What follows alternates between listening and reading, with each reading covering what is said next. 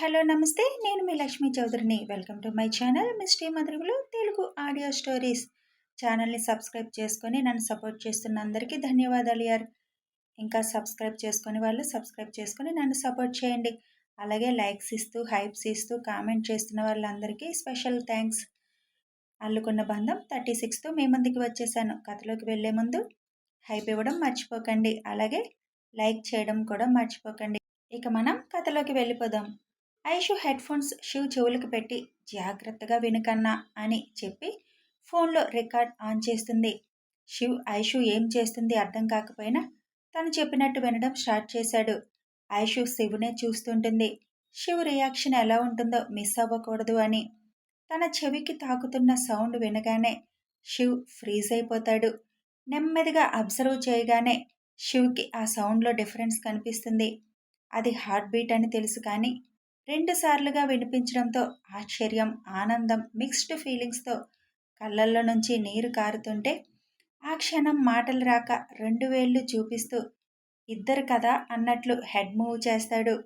శివ్ అడిగిన దానికి సంతోషంగా అవును అని హెడ్ మూవ్ చేస్తుంది ఐషు. ఐషుని గట్టిగా హగ్ చేసుకొని తన తల మీద తలపెట్టి అలా ఉండిపోతాడు. ఇద్దరికీ ఆనందం ఆకాశాన్ని అంటింది. మాటలు కరువయ్యాయి. ఒకరికి ఒకరు తమ స్పర్శతో తమ ఆనందాన్ని పంచుకుంటున్నారు. ఇద్దరి కళ్ళమ్మట నీళ్లు కారుతున్నాయి ఆనందంతో. కొంచెం సేపటికి శివ్ మళ్ళీ పెట్టమని అడుగుతాడు. ఐషు ప్లే చేయగానే శివ్ ఐషుని హత్తుకొని వింటాడు. రిపీట్ చేయించుకొని మరీ విని అప్పుడు ఐషు నుదుటిన ముద్దు పెట్టి మన లైఫ్లో ఇంతకంటే గుడ్ న్యూస్ ఇంకోటి ఉండదు బుజ్జి. This is the best moment of my life బుజ్జి. ఇంత సర్ప్రైజ్ ఇచ్చావు, నిన్నటి నుండి ఇస్తూనే ఉన్నావు అంటాడు. నీకే కాదు కన్నా నాకు కూడా. కానీ నా లైఫ్లో బెస్ట్ మూమెంట్ మాత్రం నువ్వు నా లైఫ్లోకి వచ్చిన రోజు. నువ్వు రాబట్టే కదా నాకు ఇప్పుడు ఈ మూమెంట్ కూడా నా లైఫ్లోకి వచ్చింది. ఆ రోజు అన్నావు కదా కన్నా, ఇద్దరిని ఒకేసారి తెచ్చేద్దామా అని. అలాగే ఇచ్చేశావు అమ్మని నాన్నని. ఇద్దరు మన లైఫ్లోకి వచ్చేస్తున్నారు కన్నా. ఇంక నాకు వాళ్ళు లేరు అనే బాధ లేదు. వచ్చేశారు వాళ్ళు కూడా అంటుంది. ఐషుని తీసుకెళ్లి సోఫాలో కూర్చోబెట్టి ఐషు పొట్ట మీద చీరను పక్కకని 2 ముద్దులు పెట్టి కాసేపు తన తల ఆంచి అలాగే కింద మోకాళ్ళ మీద కూర్చుంటాడు. కన్నా, ఈ విషయం ఎవరికీ చెప్పొద్దు. మన ఇద్దరి మధ్యలోనే ఉండాలి అంటుంది ఐషు. ఎందుకురా? వాళ్ళకి సర్ప్రైజ్ ఇద్దాం. నీ ఇష్టం బుజ్జి. అసలు ఈ ఆనందం అంతా ఫీల్ అవ్వాల్సిన అత్తమ్మకి ఏమీ చెప్పలేకపోతున్నాం. అందుకే ఇంకెవ్వరికీ చెప్పొద్దు. శివ్కి విజయ్ గారు గుర్తుకు రాగానే ఐషు ఒళ్ళో పడుకొని సైలెంట్గా ఉండిపోతాడు కాసేపు. నిజమే కదా కన్నా, ఈ ఆనందం నీకు అత్తమ్మతో పంచుకోవాలని ఉంటుంది కదా. కానీ చెప్పే పరిస్థితి లేదు. నేను తల్లిని అవుతున్నాను అని తెలియగానే నాకు వాళ్ళ మీద హక్కు ఉన్నట్లు ఫీల్ అవుతున్నాను ఒక్కరోజుకే. కానీ నిన్ను కని అల్లారు ముద్దుగా పెంచుకున్న అత్తమ్మ నీ లైఫ్కి సంబంధించిన ఇంపార్టెంట్ అయిన విషయాలన్నీ మిస్ అవుతున్నారు. మామయ్య పంతం అత్తమ్మకు నిన్ను దూరంగా ఉంచుతుంది. అత్తయ్యకి నీ పెళ్ళి, పిల్లలు అన్నీ తెలిస్తే తన చేతుల మీద ఏమీ జరగలేదు అని చాలా బాధపడతారు కదా అంటాడు శివ్. ఇదంతా ఆ డెవిల్ రాగిణి వల్లే కదా కన్నా. నేను మన ఇంటికి వెళ్ళాక తనకి చుక్కలు చూపిస్తాను అంటుంది ఐషు. శివ్ చిన్నగా నవ్వుతూ ఇప్పుడు నువ్వు ఇలాంటి ఆలోచనలేమీ చేయకురా అంటూ అటెండర్కి కాల్ చేసి జ్యూస్ తెమ్మని చెబుతాడు. అమ్మ కొంచెం బాధపడుతుంది. కానీ నిన్ను మన బంగారాలని చూడగానే మొత్తం బాధ మరిచిపోతుంది. ఇంకా పెళ్ళి అమ్మ చేతుల మీద నాది జరగకపోయినా నీ 3 మరుదుల పెళ్ళి అమ్మ చేతుల మీదే జరుగుతుంది. సో అమ్మది పట్టించుకోదు. వాళ్ళు కూడా అమ్మకి కొడుకులే. నాకు దూరంగా నా మాట కూడా వినకుండా అమ్మ ఇన్నాళ్ళు సంతోషంగా ఉంది అంటే 1 ఎక్కడ ఉన్నా నేను బాగానే ఉంటాను అని నమ్మకం అయితే, 2 ఆ 3 నన్ను మరిపించి అల్లరి చేసి అమ్మని బాధ నుండి దూరం చేస్తారు. అమ్మ అక్కడ హ్యాపీగా ఉంది కాబట్టే ఇక్కడ నేను ఇంత హ్యాపీగా ఉన్నాను. మనం వెళ్ళాక అన్నిటికీ కలిపి అమ్మ ఇచ్చే పనిష్మెంట్ తీసుకుందాం.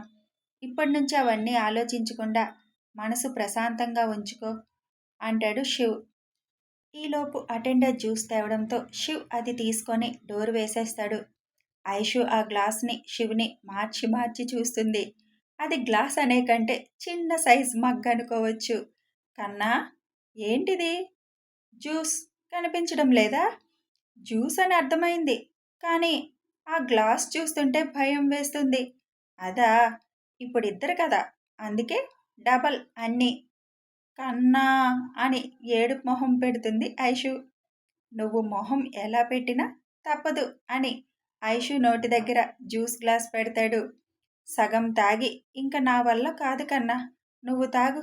బేబీస్ మమ్మీనే కాదు డాడీ కూడా తాగాలి అని చెబుతున్నారు నీ పిల్లలు. నువ్వు తాగు. ఆహా, నా బేబీస్ అలా చెప్పరు. ప్లీజ్ కన్నా, ఇంక నేను అస్సలు తాగలేను అంటుంది. సరే, ఇప్పుడు వద్దులే, కాసేపాగి తాగుదు.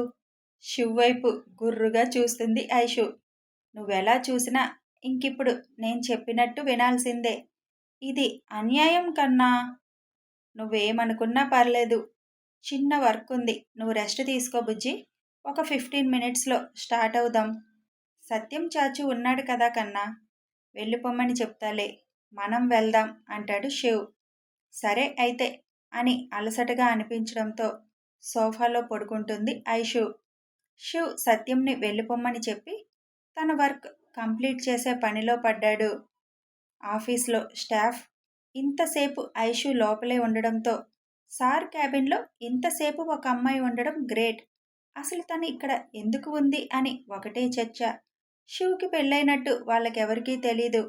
శివ్ ఎవరికీ చెప్పడు. కారణం, తన ఫ్యామిలీకి తెలియలేదు, ఇంకెవరికీ తెలియాల్సిన అవసరం లేదు అని చెప్పడు. పైగా ఆఫీస్లో అంత అవసరం కూడా రాలేదు. కిరణ్, రేపే కదా నీ ప్రెజెంటేషన్? అవును శ్రావణి. అంతా రెడీ చేసుకున్నావా? అంతా సిద్ధం. ఆల్రెడీ సార్ మొన్న చెప్పారు కాబట్టి రేపు నేను ఆ మెడిసిన్ ఎలా వాడాలి, పేషెంట్ ఏ కండిషన్లో ఉన్నప్పుడు వాడాలి అని కొన్ని పాయింట్స్ వాళ్ళకి ప్రాక్టికల్గా చూపిస్తే చాలు. అప్పుడు ఆ మెడిసిన్ తయారీకి పర్మిషన్ ఇస్తారా? అది సక్సెస్ అయితే మీ ఆయనకి పేరు వస్తుంది అని శ్రావణి బుగ్గగిల్లుతాడు. నిజంగా డాక్టర్స్ అంటే దేవుడికి మరో రూపం. మామయ్యని, మిమ్మల్ని, ఐషుని చూస్తుంటే నాకు చాలా హ్యాపీగా ఉంటుంది. ఎంతమంది ప్రాణాలు కాపాడుతారో కదా మీరు అంటుంది శ్రావణి.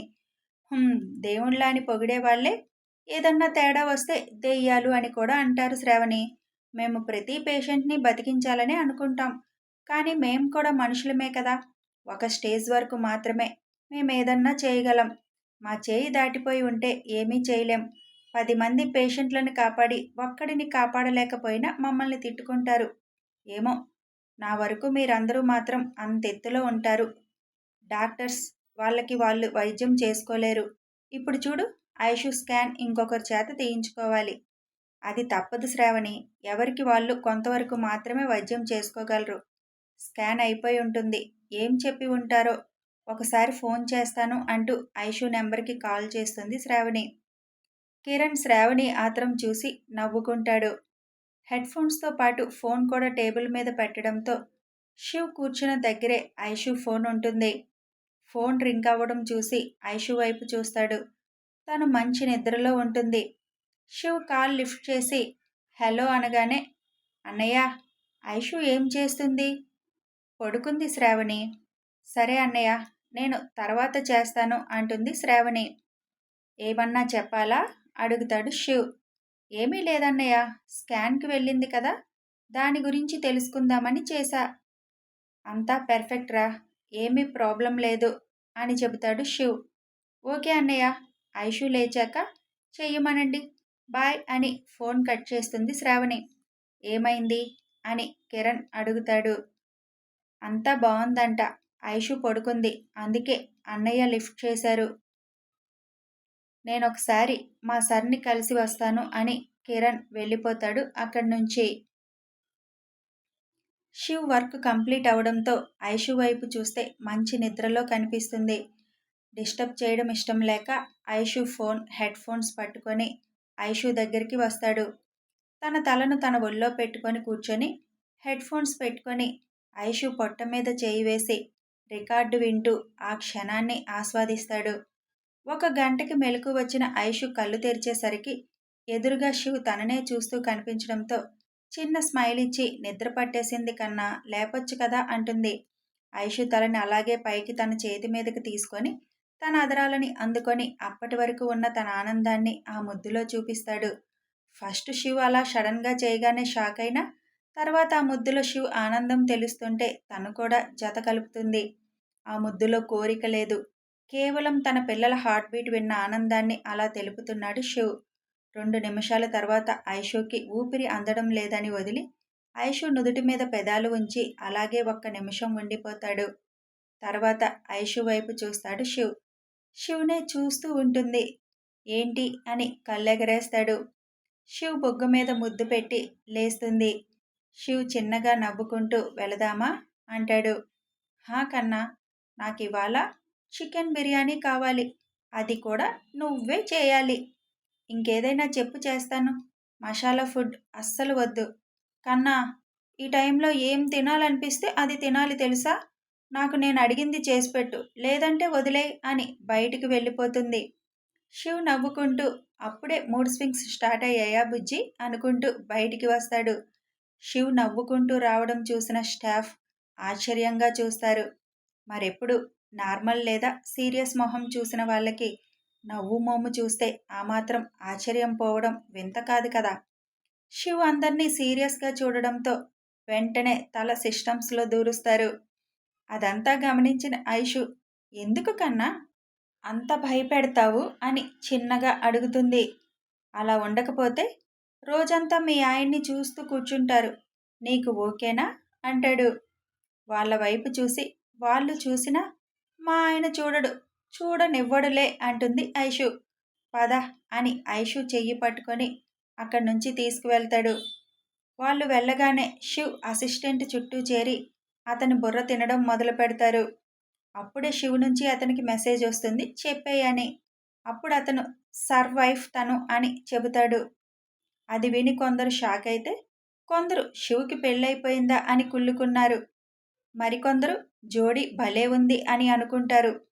శివ్ వాళ్ళ ఇంటికి వెళ్ళేసరికి అక్కడ మైక్, రోజీ ఉంటారు.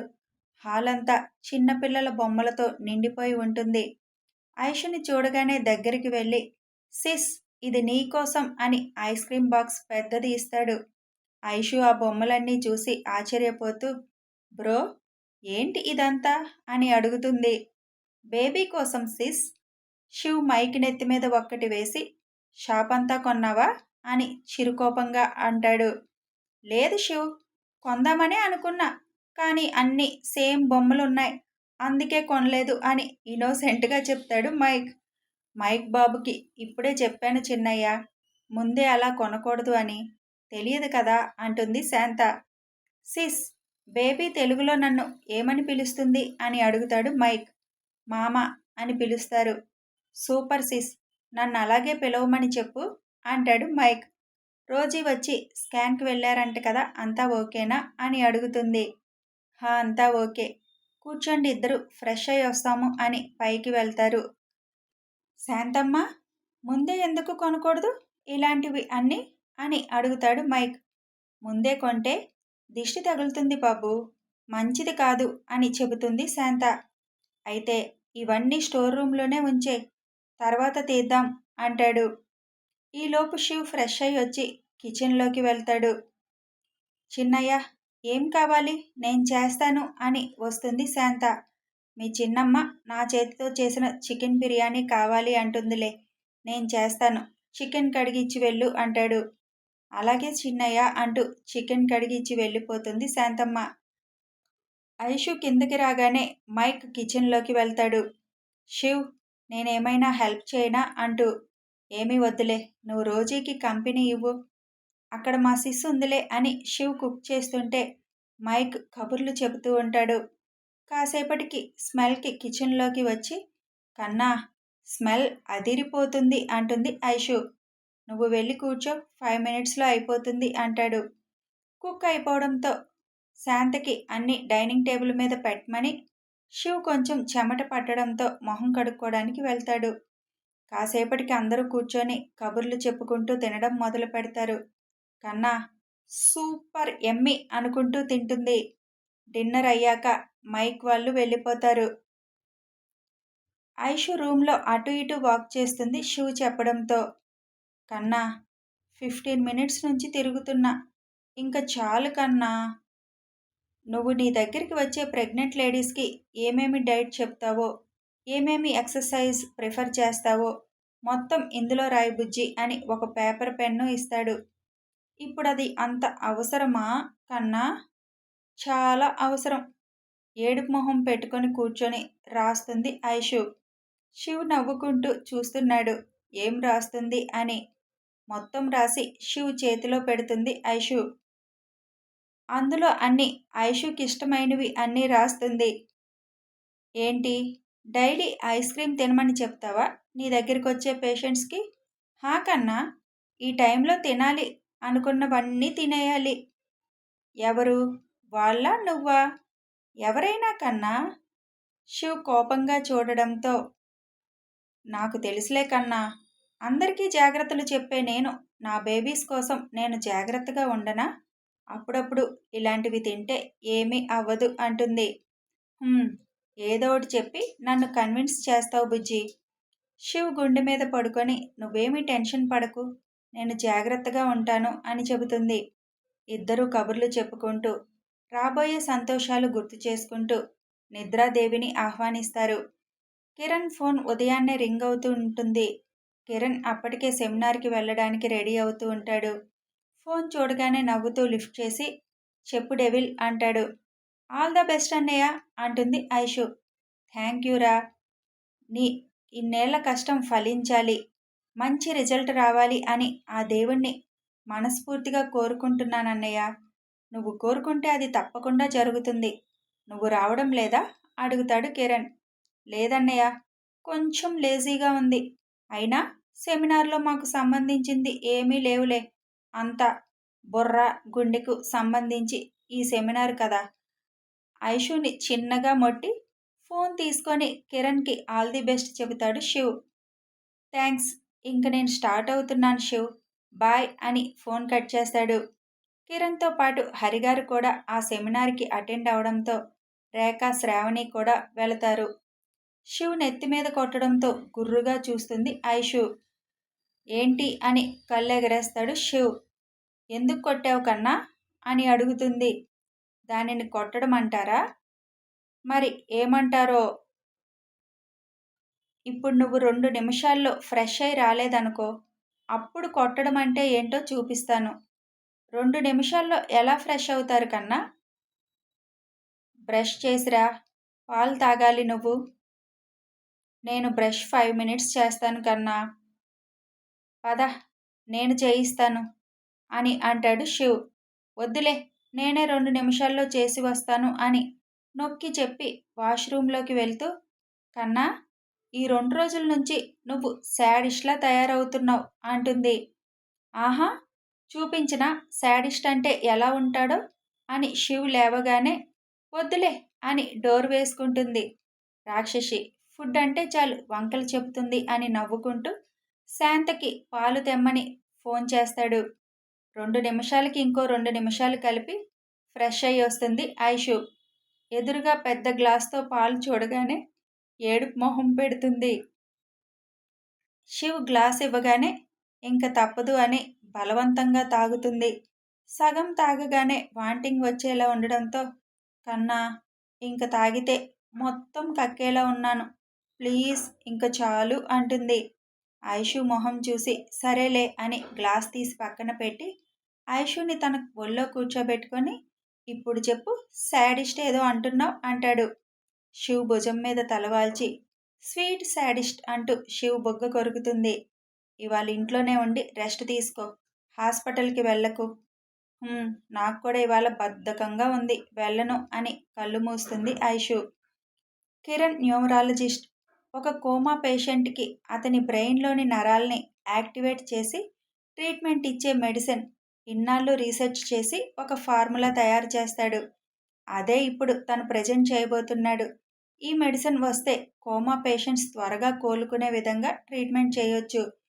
కిరణ్ చెప్పిన విధానం, ఆ మెడిసిన్ ఫార్ములా అందరికీ నచ్చుతుంది. అక్కడే దానిని తయారు చేయడానికి పర్మిషన్ గ్రాంట్ చేస్తారు. కిరణ్ని అందరూ పొగడ్తలతో ముంచుతారు. ఇదంతా నా గురువు గారు మిస్టర్ విలియమ్స్ వల్ల చేయగలిగాను. ఆయన నాకు చాలా సపోర్ట్ చేశారు. థ్యాంక్ యూ సార్ అని చెబుతాడు. నేను సపోర్ట్ మాత్రమే చేశాను. దీనికోసం నువ్వు చాలా హార్డ్ వర్క్ చేశావు. అందుకు ఫలితం దక్కింది. వెల్డన్ కిరణ్ అని భుజం తడతారు ఆయన. హరిగారికి కిరణ్ని చూసి చాలా గర్వంగా ఉంటుంది. రేఖ గారికి శ్రావణికి చాలా ఆనందంగా ఉంటుంది. కిరణ్ అందరినీ పలకరిస్తూ హరిగారి దగ్గరికి రాగానే హత్తుకొని కంగ్రాట్స్, విజయం సాధించావు అని విష్ చేస్తారు. రేఖ గారు కిరణ్ నుదుటి మీద ముద్దు పెట్టి కంగ్రాట్స్ చెబుతారు. శ్రావణి వైపు చూడగానే మూతి ముద్దు ఇస్తున్నట్లుగా పెట్టి కంగ్రాట్స్ అని షేక్ హ్యాండ్ ఇస్తుంది. అది చూసి కిరణ్ నవ్వుకుంటూ చెయ్యి అందుకొని చిన్నగా నొక్కుతాడు. అప్పటికే శ్రావణి మెసేజ్ చేయడంతో ఐషు కంగ్రాట్స్ అన్నయ్య, నాకు పెద్ద పార్టీ కావాలి అని మెసేజ్ చేస్తుంది. అది చూసిన కిరణ్ అప్పుడే చెప్పావా అని శ్రావణిని అడుగుతాడు. నీ స్పీచ్ స్టార్ట్ అయినప్పుడే అన్నయ్య ఐషు లైవ్ చూశారు నా ఫోన్ నుంచి అంటుంది. ఇంతలో కిరణ్ని పిలవడంతో అటు వెళ్తాడు. అక్కడంతా చూసుకొని ఇంటికి స్టార్ట్ అవుతారు కిరణ్ వాళ్ళు. అందరికీ సంతోషాలతో రోజులు గడుస్తున్నాయి. అలా 15 రోజులు గడుస్తాయి. బుజ్జి, తొందరగా రెడీ అవ్వు, లేదంటే నేను రెడీ చేస్తాను నిన్ను అంటాడు శివ్. అయిపోయింది కన్నా, అయినా ఈ కంగారంతా నీ పిల్లల్ని చూసుకోవాలి అనే కానీ నా కోసం కాదుగా అంటుంది ఐషు. ఓయ్, నువ్వు ఇప్పుడు ఎంత డ్రామా చేసినా కుదరదు కానీ పద అని కిందకి తీసుకువస్తాడు శివ్. కన్నా, మనం ఎంత తొందరగా వెళ్ళినా అక్కడ మేరీ ఆంటీ రావాలి కదా, మనం వెళ్ళేసరికి రెడీగా ఉంటారు చూడు అంటాడు శివ్. అంటే ఆంటీకి కూడా ఫోన్ చేసి తొందరగా రమ్మని విసిగించావా? ఆహా, రమ్మని చెప్పా తొందరగా. నీకింత తొందర అయితే ఎలా కన్నా? నా బేబీస్ని చూసుకోవాలని నాకు ఉంటుంది కదా. మాట్లాడుతూనే హాస్పిటల్కి చేరుతారు ఇద్దరు. హాస్పిటల్లోకి ఎంటర్ అయ్యే టైంకి అటు నుంచి వీల్ చైర్లో అతుల్ వీళ్ళకి ఎదురు వస్తూ ఉంటాడు. కథ కొనసాగుతుంది. ఇప్పుడు అతుల్ రియాక్షన్ ఎలా ఉండబోతుందంటారు? ఎలా ఉన్నా పక్కన మన శివుని చూస్తే మళ్ళీ కోమాలోకి వెళ్ళిపోతాడేమో తెలియాలి అంటే రేపు అప్డేట్ కోసం ఎదురు చూడండి. లైక్ చేయండి, సబ్స్క్రైబ్ చేసుకోండి, షేర్ చేయండి. Thanks for watching and listening.